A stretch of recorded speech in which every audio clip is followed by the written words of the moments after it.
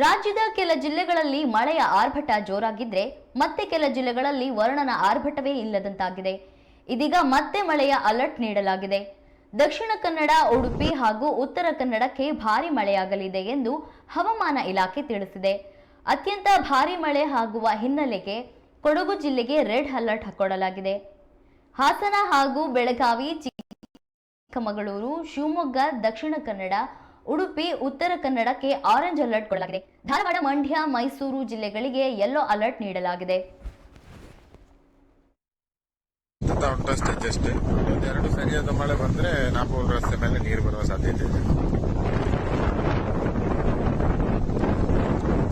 ಸಾಲಗಾಲ ಸಂಪೂರ್ಣ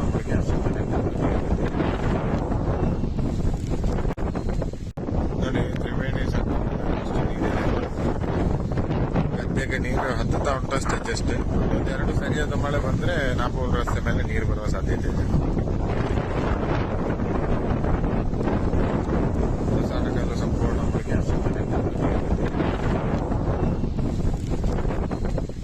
ನೋಡಿ, ತ್ರಿವೇಣಿ ಗದ್ದೆಗೆ ನೀರು ಹತ್ತುತ್ತಾ ಉಂಟಷ್ಟೇ. ಜಸ್ಟ್ ಎರಡು ಸರಿಯಾದ ಮಳೆ ಬಂದ್ರೆ ನಾಪೋಲ್ ರಸ್ತೆ ಮೇಲೆ ನೀರು ಬರುವ ಸಾಧ್ಯತೆ ಇದೆ. ಸಾಲಗಾಲ ಸಂಪೂರ್ಣ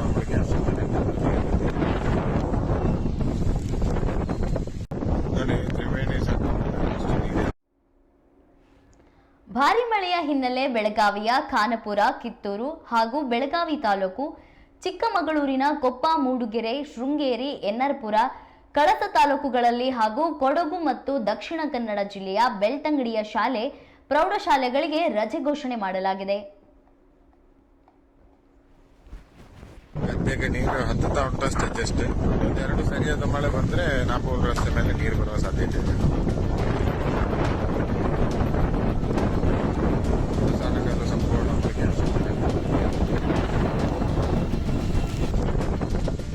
ನೋಡಿ, ತ್ರಿವೇಣಿ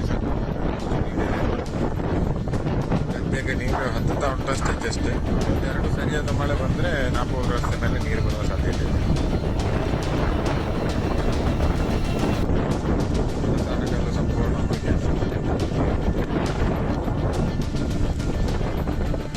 ನೋಡಿ, ತ್ರಿವೇಣಿ ಗದ್ದೆಗೆ ನೀರು ಹತ್ತುತ್ತಾ ಉಂಟಷ್ಟೇ.